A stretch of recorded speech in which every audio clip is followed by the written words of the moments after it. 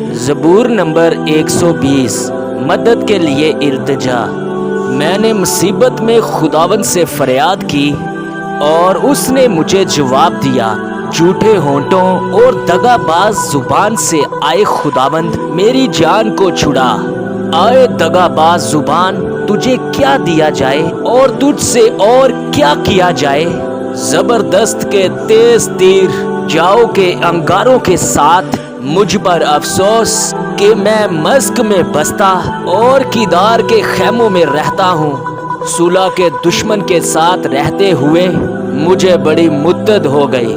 میں تو صلح دوست ہوں اور جب میں بولتا ہوں تو وہ جنگ پر آمادہ ہو جاتے ہیں۔